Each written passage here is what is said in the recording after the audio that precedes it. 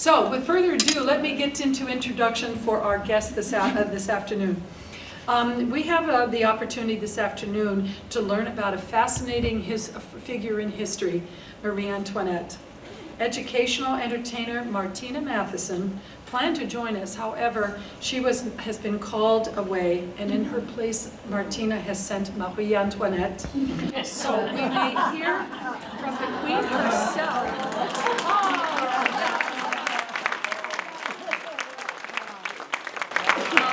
She's going to tell us what actually happened in France 228 years ago. So let's welcome Marie Antoinette.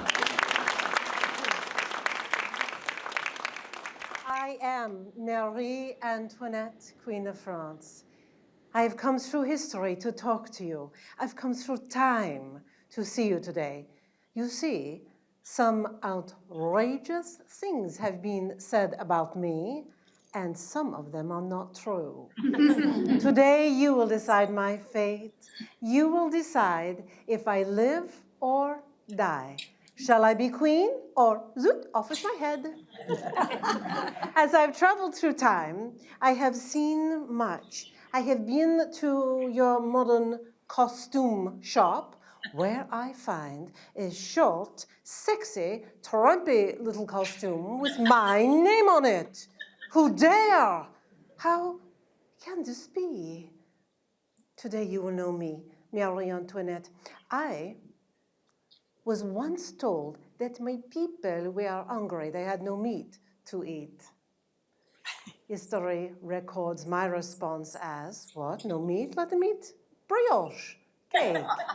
This idea, let them eat cake, brioche, was not conceived by my mind. These words were not spoken from my lips, perhaps by a princess who lived 100 years before, but it was not I. No, indeed. Today, I shall take you with me. We shall walk through history, visit the halls of Versailles, and you will know me, Marie Antoinette. I was not born in France, of course. In which country was I born? Austria. Yeah. Do I know monsieur? Know you, monsieur. Indeed, Austria. Yes, in my time, Austria, the very heart of Europe. The Austrian influence expressed in the yellow. The red, the Habsburg influence. Habsburg blood runs through my veins. Strikingly missing from both is France, a situation which Mama is very eager to remedy. I shall introduce you to my family. Papa, Francis Stephen I, his title, Holy Roman Emperor. Papa, a great king, regal and noble. Papa taught me to love the privacy of our apartments, to love the gardens. Papa loved me. And this I know, because he hugged me once in public, and it was recorded. Dear Papa. Mama, Marie Therese of Austria, a great queen. For to be a great queen, you must do what? No. Marry a king and have children. Yes, indeed, to be a great queen. Mama was a great queen, for she had a baby and a baby and a baby and a baby and a baby and a baby and a baby and a baby and a baby and a baby and a baby and a baby and a baby and a baby and me. I was the 15th child of Marie Therese of Austria. After me, she had one more, my little brother. I call him Fat Max. Mama, a dedicated woman, beloved by her countrymen. She walked with a large magnifying glass, so she could read and study her state papers. She would carry it with her, and she would look the children down and up to point out our flaws, so we had an opportunity to correct them. On the day that I was born, November 5th, 1755, Mama brought her magnifying glass to the laboring room, along with state papers to read and to sign, so she would not lose the day in laboring. Mama, efficient woman. As a matter of fact, she had the tools that required to be extracted. She asked the royal dentist to pull the tooth at the moment the child was born, to dispense with all the pain at one time. Oh my God. Mama, an efficient woman, and also beloved by the soldier men. She would come to see the troops and feel their blankets on a time they were too thin. She sold her jewelry to buy more blankets for the men. They adore her for this. And at a time, the men demonstrated a mechanical gun. One could sit upon it. And she got upon it, swiveled it toward Frederick of Prussia, and said she should like to take aim. And this delighted the men so much they made a little rhyme, I will tell you. Bend over, Freddie of Prussia. Let the Empress take aim. Your butt will fly to Russia, your brains to sunny Spain. Is that not rude and a delight? Papa died when I was just a small child, really, and Mama done black from that day and every day forward, spending time in prayer at his tomb every day. She had the walls in her apartments painted black, in later years, gray. Mama, a great queen, and an example for me. This is the Habsburg. Each of the archduchesses and archdukes, we each have 5 rooms to our apartments, and we each have 6 attendants.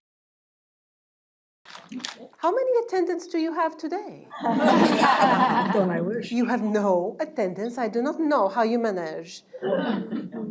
From palace to palace, Mama had 50 carriages, one for our musical instruments alone. Each child was required to play. This was our most essential belongings. For one palace is not enough, of course. Who has had the opportunity to visit the Schönbrunn? Have you? Ah, yes. Is it not exquisite? The interior as exquisite. Opulence has surrounded me from the moment I have opened my eyes. At the backyard, you might call this a lawn ornament. This is a getaway within a getaway for Mama, and has been designed to show the superiority of the Habsburg family. Indeed. Mama had this portrait commissioned of me when I was 12 or 13 years old, asking the artist to correct my flaws. She felt that my forehead was too high, my lower lip stuck out too much, and she was not happy with the progress of the growth of my bosom. You see, it was decided by Mama, conceived in her mind, on the day that I was born, that I would be an ideal Dauphine for the Dauphin of France. The Dauphin being the highest ranking prince, he shall require a Dauphine, and the arrangements began. I have been raised for this role. I am taught I must have lessons every day. It is so tedious. I must learn the families and the histories of France.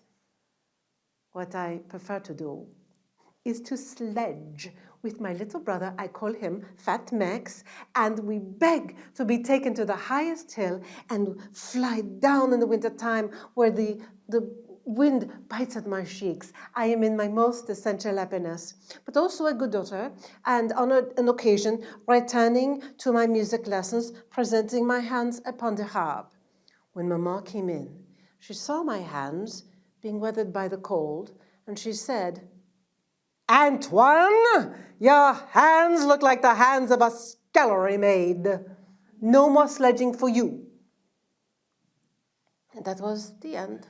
I was told to be happy to ride behind the horses and listen to the jingle bells. Mama had this portrait commissioned of me the next year. It looks less like me, but it is more to her liking.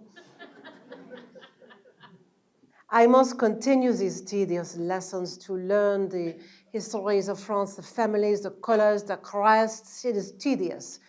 Do you know what I prefer to do? To ride the horse. And you know the best day to ride the horse? It is the day after a rain, because of the mud. On a day, I ride behind Fat Max, and the mud flings upon me and drips from my shins. And I am in most essential happiness. Once again, I return to the stables, only to find that the French delegation on this day arrived 2 days early to observe me, to see how I walk and how I talk and how I behave at the ballet. They want to check my teeth and the progress of the growth of my bosom. Mama sees me upon my return and says nothing but, Antoine, I'm sure you should like to excuse yourself and bathe.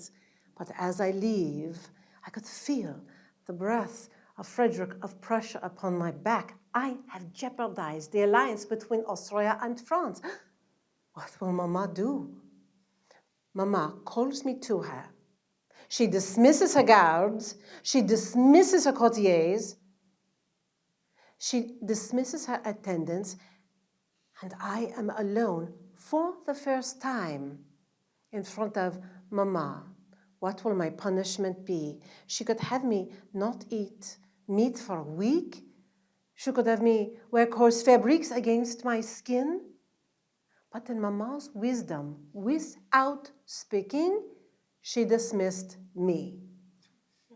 My punishment will be upon my own heart. I went to the chapel, got on to my knees, and prayed for 10 hours, over 2 days, for forgiveness. I was forgiven. I was presented with his portrait of Louis Auguste. Is he not handsome?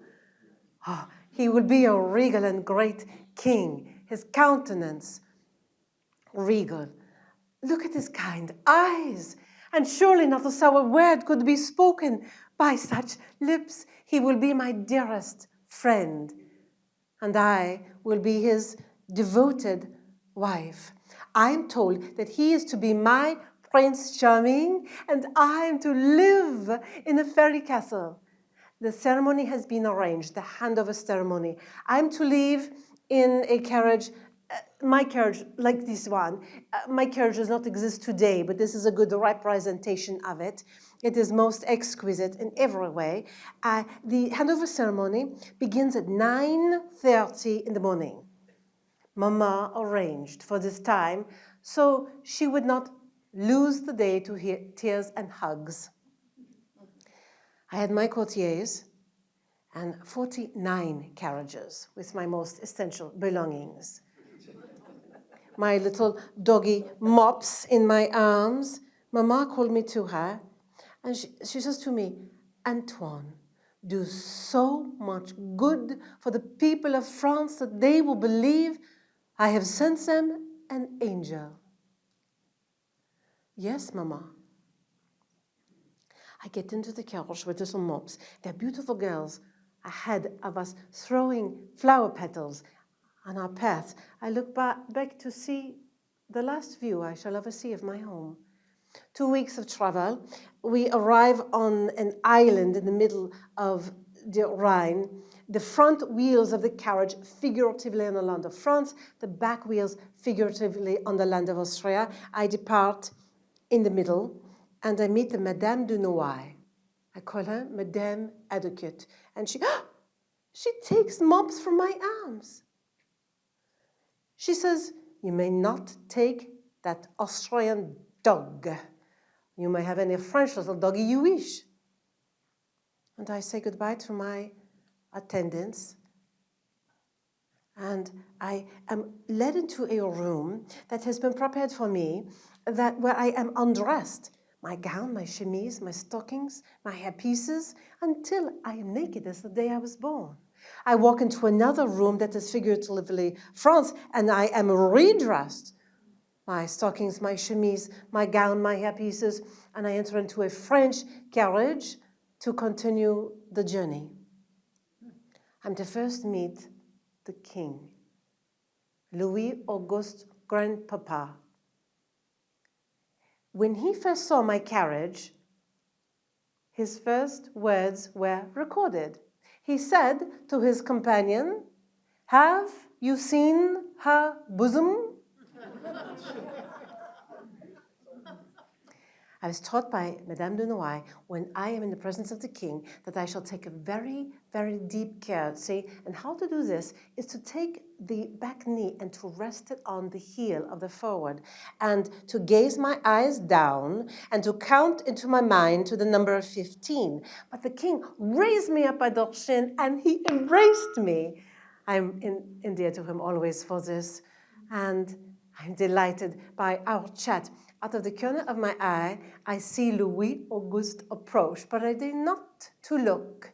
He is walking with an attendant of some kind, and he is wearing a military uniform with a sword swinging at his side. And finally, I deign to look, and he walks away. The attendant walks toward me. That is not the attendant. That is Louis Auguste. He looks less like his portrait than I do of mine. He bows to me, says, "Bonjour, madame," turns and walks away. I noticed he had dirty fingernails. I had prepared my life to be pleasing to his eye. He had been sent this portrait of me and told that I shall be his beloved. We are to be married in but days. Before the marriage, there is a great day of fireworks. The country comes to see the future of France. 30,000 people arrive. Wine flows from the public fountains. 19 of which are crushed to death in the throngs to see us. But the wedding must go forward, of course. This is not my wedding gown, but it's a good representation of it. It was sewn with 4,000 diamonds. Yes, c'est magnifique. Louis Auguste, I realize his hands are shaking. He is so nervous. And I realize he is but shy. We shall be wonderful friends. I did not know that he was afraid. He had been told, "Do not trust the Austrians, they want to kill you." But marry this one and share a bed, poor boy, he was afraid. Do you have something in your country called French doors? Yes? Now you know why. It's so we can fit the gowns at Versailles, c'est magnifique, and to change 3 times a day. Something velvet, perhaps, for mass in the morning, something more playful for the promenade through the gardens in the afternoon, and at night, a work of art, each stitch prepared for royalty. And the men, they must dress as well. You see, Louis XIV, Louis XIV, in his wisdom, decided that his nobles should spend time at Versailles every year. He felt to control a man's pocketbook is to control a man. Time must be spent at Versailles, which is very expensive, away from their estates. They must adhere to very strict etiquette and must dress very elaborately. To gain entrance at Versailles, you do not need a name or an affiliation with an organization such as this.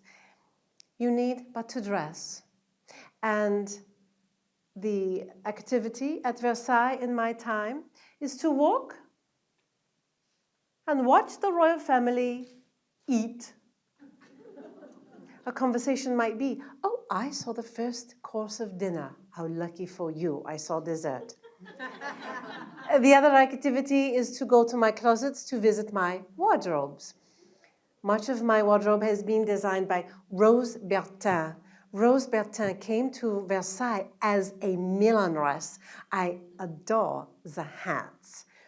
She could create on my slightest whim the most divine. She then designed my gowns, as this caused her career to skyrocket. She named her gowns, names like Whispering Kiss, names Interlude at Midnight. These are names of gowns, not activities.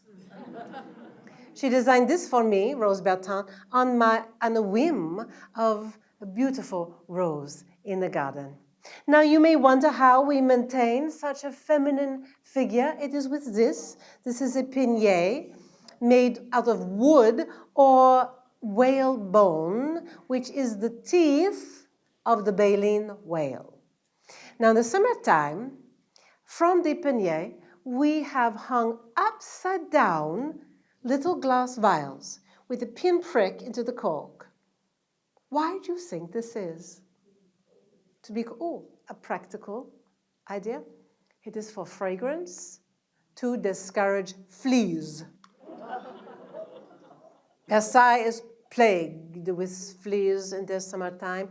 It is vogue to have a dog, a cat, a monkey, a ferret. And in the summertime, we have fleas. It is disgusting.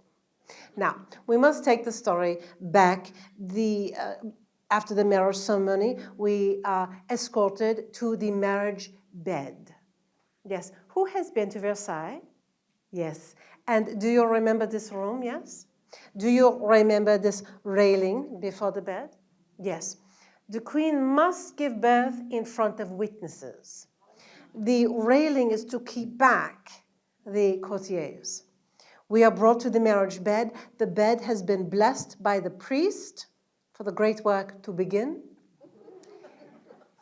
My husband has been kissed by the nurse present at his birth. He is kissed by his papa. We are essentially tucked in.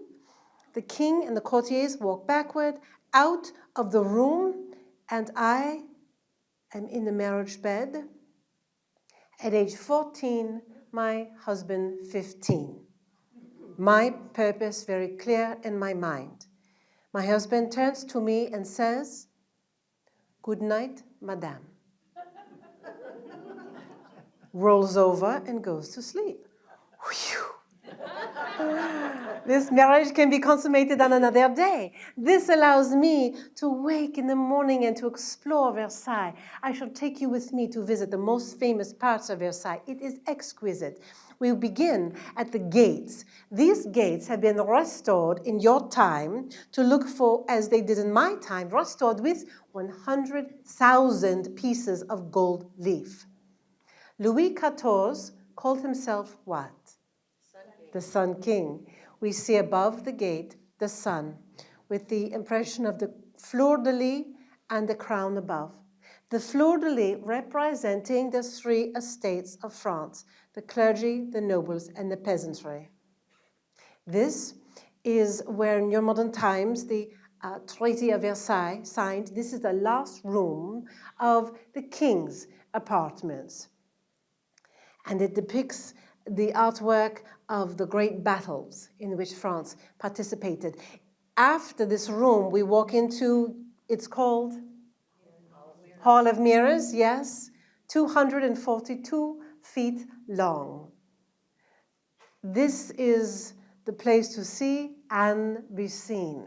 Now, you may have heard that the architect and the artist Lebrun, the architect Mansart, were at great odds and hated one another bitterly, but this is not true. Now that you know me personally, I can tell you. They had great respect for one another. The windows were to reflect off of mirrors to illuminate the beauty, the grandeur that is the ceiling. The curtains themselves had been sewn with 130 pounds of gold thread. In the evening, this hallway is illuminated with 1,000 candles. For an affair of state, it is illuminated with 8,000 candles. The ceiling is extraordinary in every way. Louis XIV placed himself on the floor to look up at these works of art, 30 individual masterpieces. At the end of the Hall of Mirrors is the last of my apartment rooms. This is decorated with 32 works of art that each have themes of peace that have been bestowed upon Europe by France. This is the chapel in which we were married. This is 2 floors, also painted by Lebrun, 2 stories. This has been built to show the devotion to the Catholic Church by the country of France. Now, if you arrive at Versailles, you think perhaps you are seeing Versailles, but you are seeing but the stables. There are 2, the Petit and the Grand stables, housing His Majesty's 2,000 horses. The carving is done in the Roman style of relief, and the interior is as exquisite as the exterior. And this, my favorite, less known part of Versailles. And this is the marble court.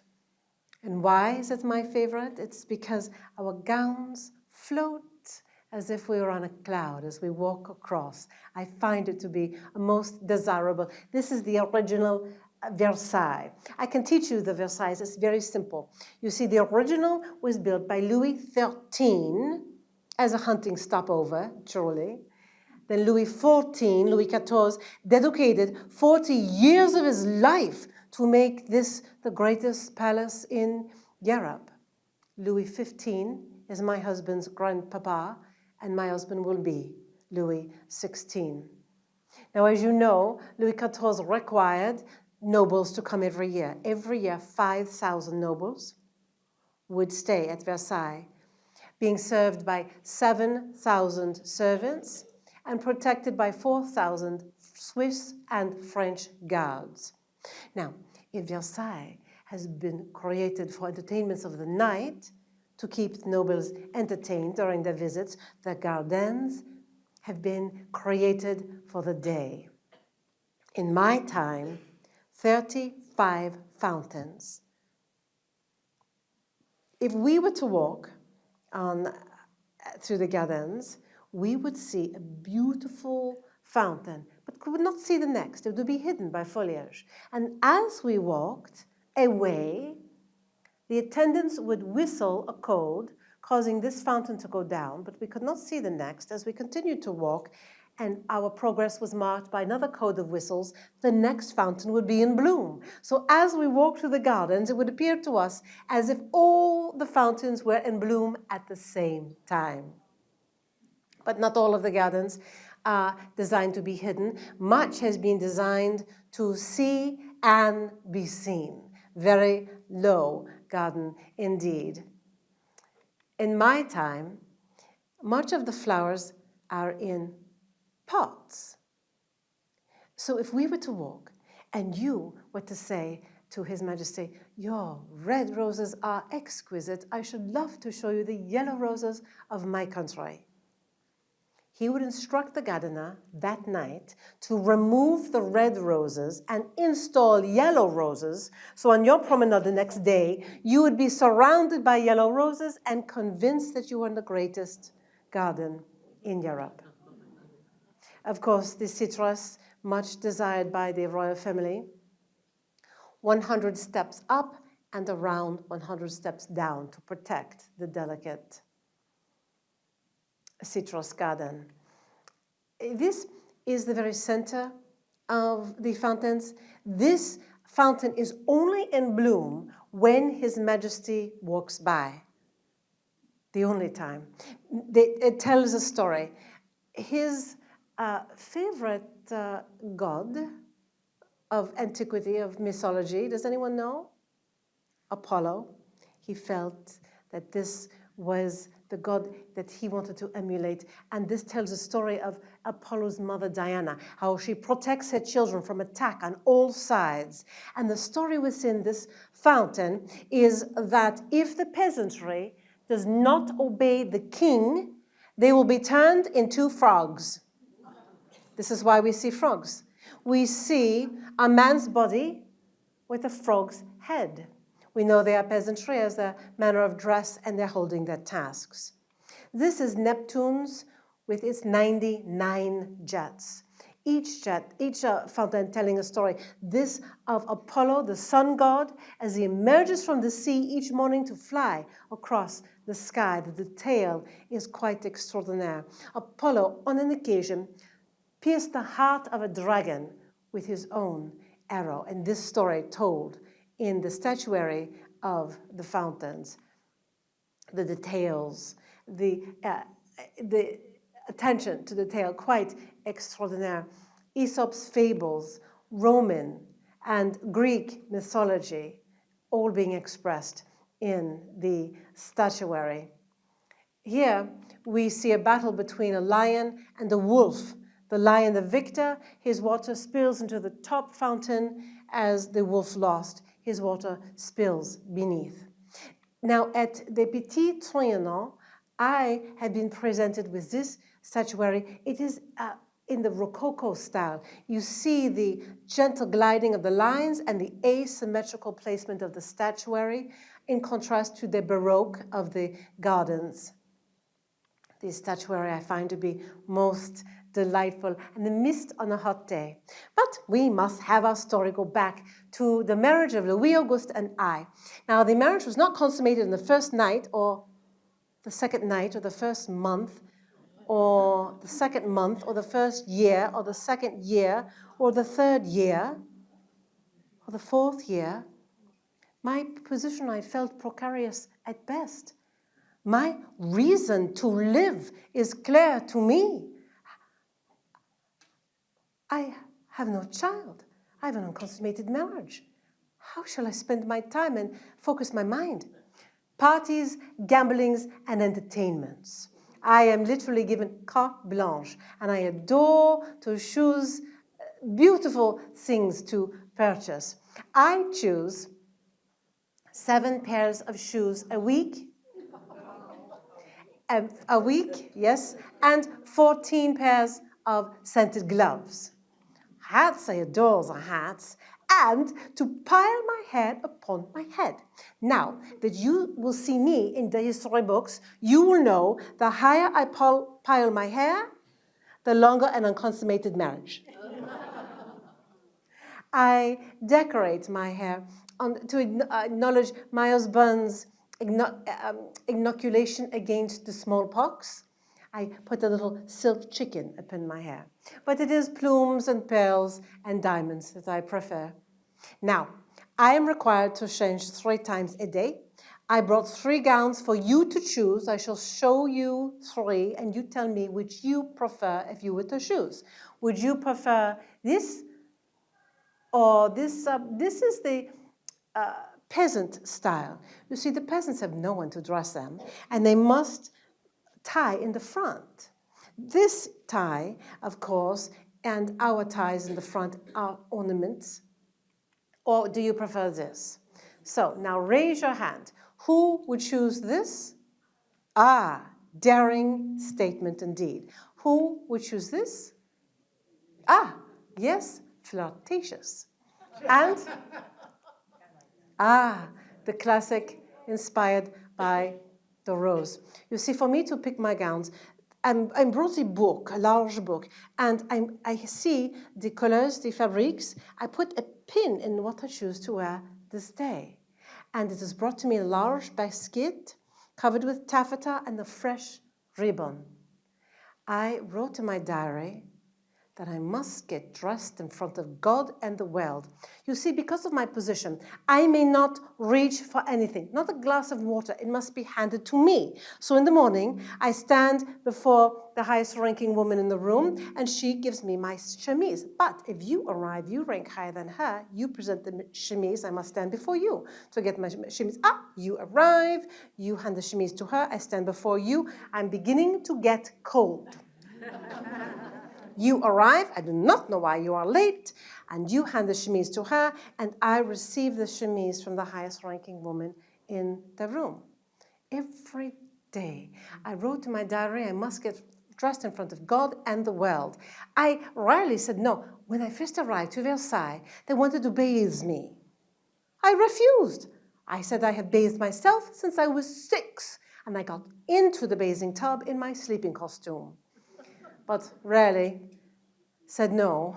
In my experience at Versailles, it is a great ritual to be dressed. And then how do I spend my time? Gambling, parties, and entertainments. I've been taught at my home in Austria to gamble as it is vogue, and everyone wants to play me. Do you know why? I'm so bad. I lose all the time, and Louis Auguste pays all of my debts. I also adore to choose furniture. At the height of Versailles, it is filled with 14,000 pieces of customized furniture. It comes to me in a wax replica. I look to see if it pleases my eye, and if something is to be changed, it is changed in the wax and then created in wood. I also found this to be most desirable. It is so modern and contemporary to me. Now, there's someone else who wanted it. The Madame du Barry, His Majesty's mistress. My husband is the first king in over 200 years not to have a mistress. The Madame du Barry is mistress to my husband's grandpapa. I find her rude, coarse, and unrefined. She wants this chair. And she got it. Of course, I may not sit in it. No one may sit in a chair with arms in the presence of His Majesty. I also adore to choose the porcelain. The colors, the seams, I find it to be most delightful. And Louis Auguste knows this and has this created for me. You see, M.A. for Marie Antoinette. And this flower pattern becomes a rage across Europe with little corn blue flowers. And so, parties, gamblings, and entertainments for me. My husband's hobby, making locks, working at the forge, and hunting. I decided that if I was to be part of his hunting party, that would bind our hearts together. On an occasion, I had my carriage follow his carriage on the hunt, and we came across a little village where my carriage hit a little boy. And I got out myself, and I picked him up in my own arms, and I wiped the tears from his face, and we brought him back to the palace, and we washed him, and we dressed him, and we cared for him. And then we gave him back to his mama. My arms still empty of a child. The day arrives when my husband's grandpapa falls dreadfully ill, and we are told it is smallpox, that he shall die. And we are to wait on our knees in prayer and to watch the window. When we see the candle in this window extinguished, we know he is with God. And we waited on our knees in prayer. When the candle is extinguished, we stand up. And I realize that I am queen. Our words were recorded. God help us, for we are too young to reign. I am 19. My husband is 20. And the story must go back to the marriage bed. We're yet in an unconsummated marriage. Mama has my brother, who is now the Emperor of Austria, come to talk to us. And he scolds me for wearing too much rouge upon my cheeks and piling my hair too high. He then walks with a very rare, unrecorded conversation through the menagerie, that is the zoo of Versailles, and speaks with my brother. And what do they speak of? The birds and the bees. My brother writes in his journal that my husband is simply a bungling idiot. 19 months later, Marie Therese is born. Now, I ask you, how do I feel if my purpose, my reason to live is to have a boy? How do I feel as I give birth to a girl? Surprise. I am delighted. You see, if it was a boy, they would whisk him away from me. My job is done. I am queen mother, but because it is a girl, I may have a place in her life, make decisions in her life and decisions in her education. If I have one, I can have another. And I do. Joseph the Beloved. At his birth, once again, wine flows in the public fountains. I am now in my most essential happiness. Parties, gamblings, and entertainments hold less allure for me now. Soon, Louis Charles is born, and next, Sophie Beatrix. I find new fashions to be most desirable. A new fabric called muslin and straw hats. I have this painting commissioned of me, but many people in France who previously and continue to hate me said, our queen has her portrait commissioned in her sleeping costume.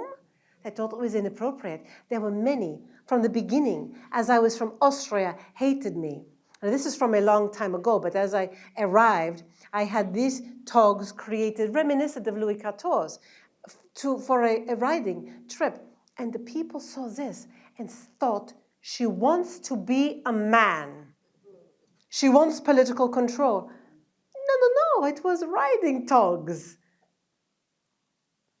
But this proved to be my undoing. You have something in your country called the Tea Party, yes? That is not the beginning, but it is a picture of your revolution. This is a picture of the French Revolution. Many people thought that I would lie and steal and cheat to acquire this necklace. I had to go to court to prove my good name. I have plenty of jewels. This does not interest me. I didn't want this necklace at all. But my name was not cleared. I was found guilty. I spent more time at the Petit Trianon, my residence given to me by Louis Auguste. I have it decorated more to my liking, less formal, more casual. I have the gardens filled with fruits and vegetables that I want my children to eat. And I want my children to drink ass's milk, as I did as a child. It is very healthy for them. I have buildings built in my garden to show my children the beauty that is the French countryside. But the hatred for me grows. What to do? I have this portrait commissioned of me. You see this structure in the back in the shadows? It is a jewelry chest. My children are before me. They are my gems. And look at my neck. It is bare. This is Joseph the Beloved, Sophie Beatrix, Marie Therese. But what do they see? They see the pillow upon which my foot rests. Now, there was one man that had my attention beside my husband. All the rumors, many more. It was one. His name, Axel Fearson, a nobleman from Sweden. One could only visit me at the Petit Trianon with an express invitation, and he received 238 invitations. He adored myself and my husband. It was his idea that we should escape as the hatred rose. He came to Versailles in a hackney cab with clothes of the peasantry for my husband, myself, and my children. For this, guys, we got into the hackney cab and drove for 4 days. We were almost to the border in safety when my husband did not want to arrive in a hackney cab. He called for his royal carriage. And as a WC, and as a wine rack, it can be seen from a mile away. We were caught. What took 4 days to travel now took 2 weeks to return. While people screamed obscenities and threw food at the carriage. Now, for the world, it is the storming of Bastille that begins the French Revolution, but to me it is a different day, a day in October where the women of Versailles gathered. They believed that I was hoarding grain. You see, the treasury had been depleted by the wars, by sending money to your country for your revolution. And they believed it to be my fault. 2 years of drought and a spectacular hailstorm. They had no wheat. They formed and marched to Versailles, gathering numbers and weaponry. I could hear them screaming my name, calling for my entrails. I could hear their coarse fists pound upon my door. I exited through a hidden panel in the wall, leading to a hallway to my husband's suites.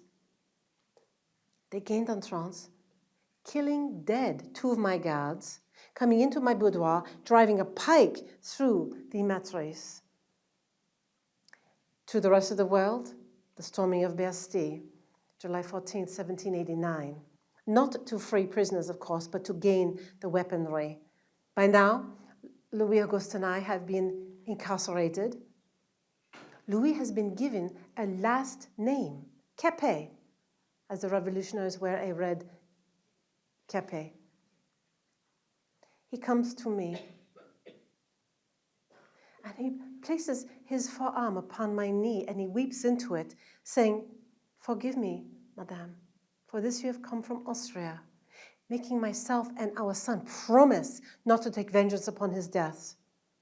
He was taken and his head separated from his body. And I heard the cheers of triumph. I knew. I remained incarcerated for 9.5 months. On a day, they came for me, and they bound my hands behind my back. I said, "You did not bind the hands of Louis Capet." They put me into a cart, which took off with a rough start. I fell forward. The driver turned to me and said, "No cushion for you, madame." I knew the stories would be told. With all of my courage and strength, I sat as tall as I could. I knew the stories would be told to my children. I did not want them to feel fear for me. I was brought to the guillotine. My hair had been prepared earlier in the day. I walked to the top platform alone, without an escort, and, my words were recorded. I said, "Pardon, monsieur, it was not intentional. I had stepped on the foot of the executioner." I placed my head down, and it was removed. Of all my gowns, this my last. I had 1 chemise, 1 stocking, 1 pair of shoes, 1 pot of cream, and 2 ribbons to my name. My single surviving child, Marie Antoinette, who saw no less than 32 men, 1 from your country, each saying that they were Louis Charles. She could not face that he would die from his mistreatment and prison. She saw them each, and they were not. And now you know the story of me, Marie Antoinette.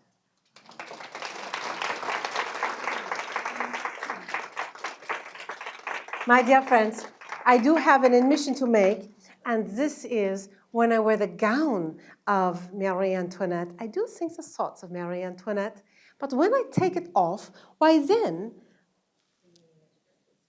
I become plain old Martina.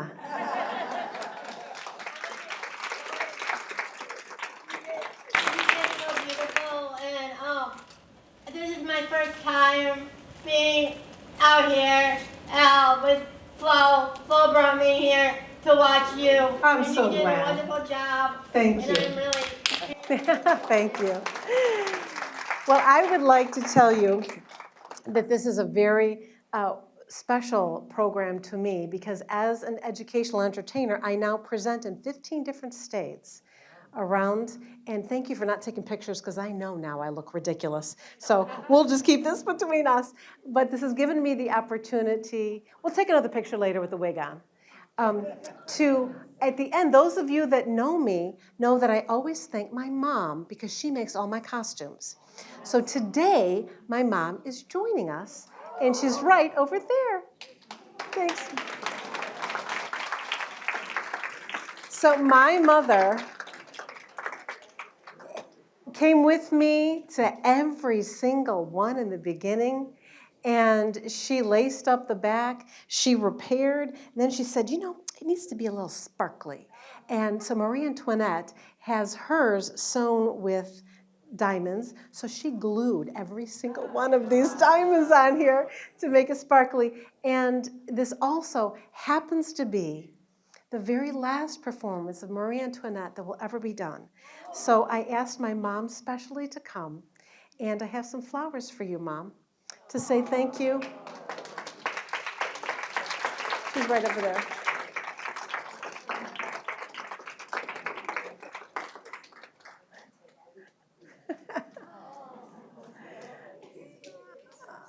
That's my daughter, Marlena.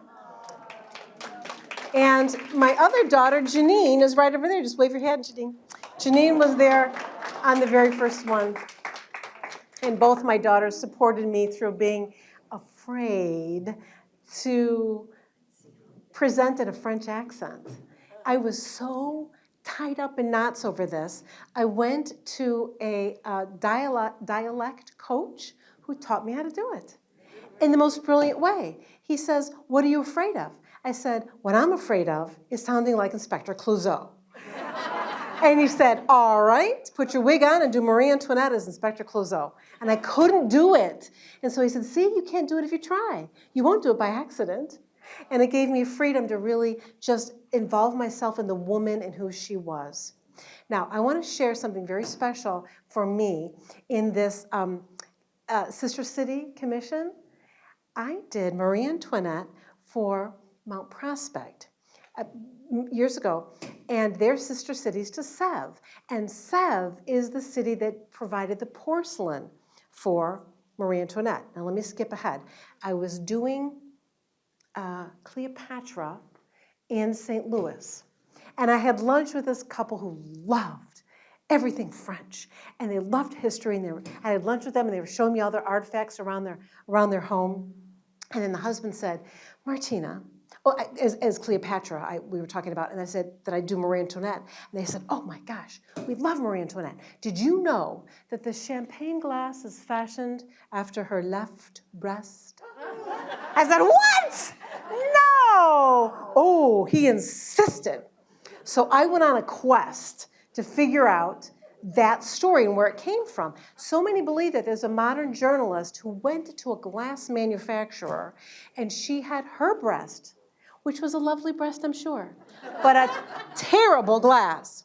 It was all uneven, and she proved beyond a shadow of a doubt that that wasn't, first of all, Marie Antoinette would not subject herself to this indignity, and second of all, it doesn't make a good glass. But here's the bottom of it.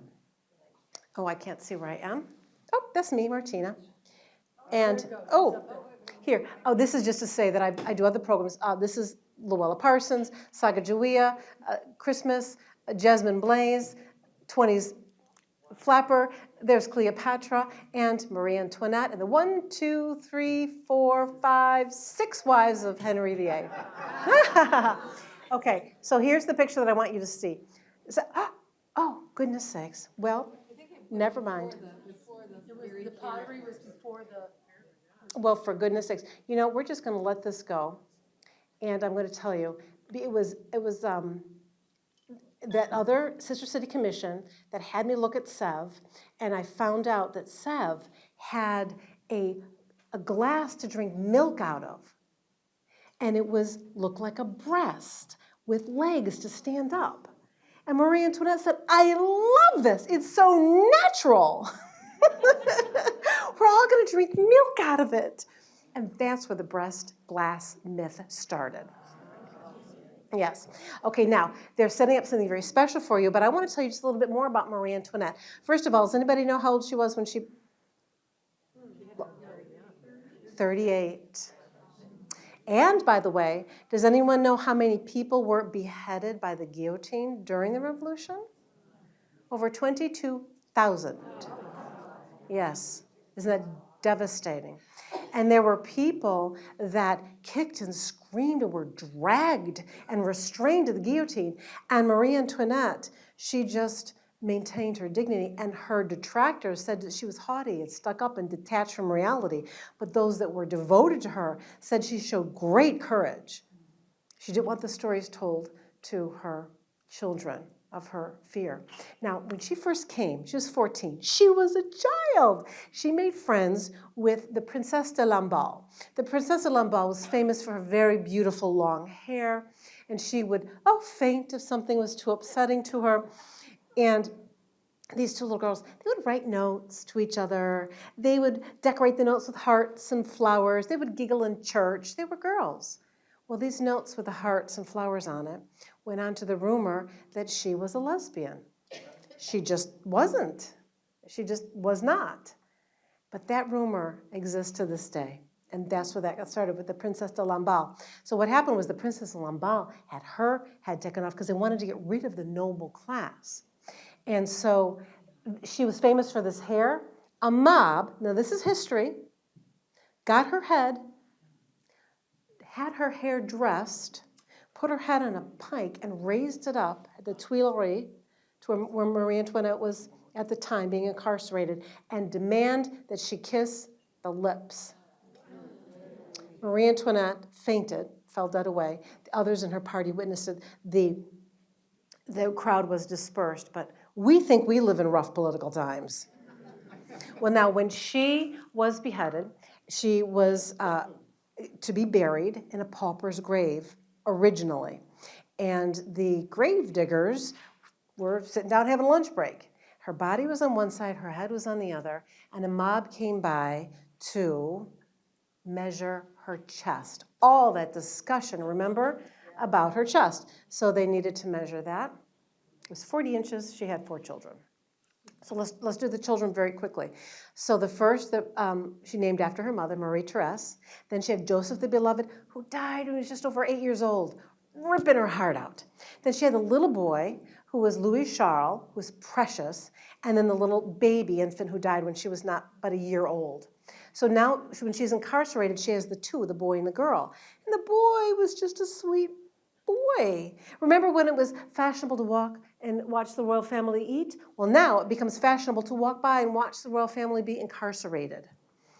And so one day, somehow, Louis Charles gets his hands on a flower, and he picks the petals, and he gives them to people who pass by. And they thought he was so precious. When he ran out of flowers, he just picked leaves off of a bush and gave it to people. He was just a sweet little boy. And the sister could not face that he died of his mistreatment in prison, but he in fact did, and was proven by DNA. So she was separated from her children 2 weeks before she was taken. And so when the boy, they were watched very closely, because if she fed the boy first, that meant she felt the monarchy would continue, he would one day be king, and they wouldn't allow that to happen. So when they were separated, every time he cried for his mother, they beat him, and she could hear it. So was Marie Antoinette the cause of the French Revolution, as people thought at the time? Certainly not. What she was an image. She was an image. She had this meteoric rise at the beginning. Oh, the future, everything is going to be different. Then they needed a scapegoat, and she was it. Indeed. And she had opportunities to leave and go back, but she felt that her place was at her husband's side, and she refused. And she stayed with her husband, doing what she thought. Was she out of touch? Oh yeah, for sure she was. But she thought her job was to be dressed up and stand next to her husband and have babies. That's what she thought she was supposed to do. And now you know more about Marie Antoinette. But I would like to share with you, if we've got time, as they set things up, may I have another 2 minutes? Yeah, sure. Since this is the last Marie Antoinette ever, I thought I would tell you of a couple of fun times that I had with her. One time, I was in a city to perform for a library group.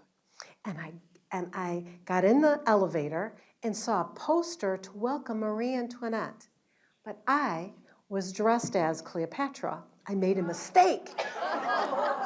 And so the woman who organized the event was standing at the elevator ready, and when that door opened and she saw me, you should have seen the poor look on her face. And I said to her with confidence, I seem to have made a scheduling error, but I will walk out of that dressing room door at 7 o'clock as Marie Antoinette. Please don't worry. I apologize for this. I get back in the elevator, And I call my daughter, Marlena. Marlena! Code red. Get Marie Antoinette. And get over here as fast as you can. So luckily, she made all the lights. She got there just in time. Now, she had done quick changes in theater and dance, and she knew what that was. So she helps me, and and Cleopatra's got a lot of makeup on her face, you know? So I'm scrubbing off Cleopatra on one side and trying to put Marie Antoinette on the other. And she's tying me up, and then she goes, "You got this, Mom," and hits me on the back and kind of pushes me out the door.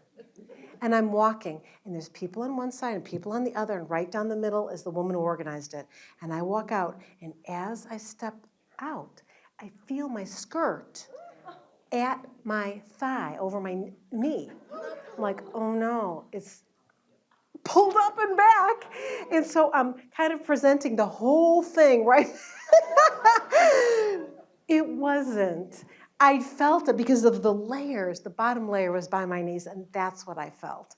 But it was quite a funny time. Another time I was doing Marie Antoinette, and the picture went black right in the middle of the program.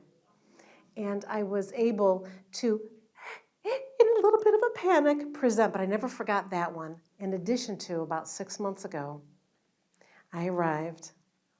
I think it was in Orland Park, and I forgot this part of the gown. It got left behind because it needed some repair. So I came with just this. Can you imagine how that would look? The audience was assembled. What am I to do? I'm an hour and 20 minutes away. No one can come to my rescue. So you know what I did?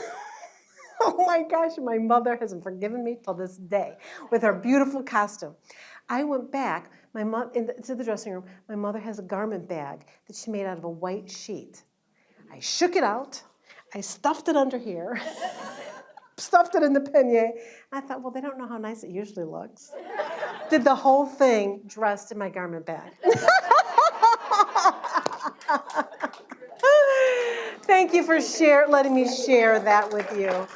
And thank you for the wonderful, I'm so glad you came today. Thank you, everyone.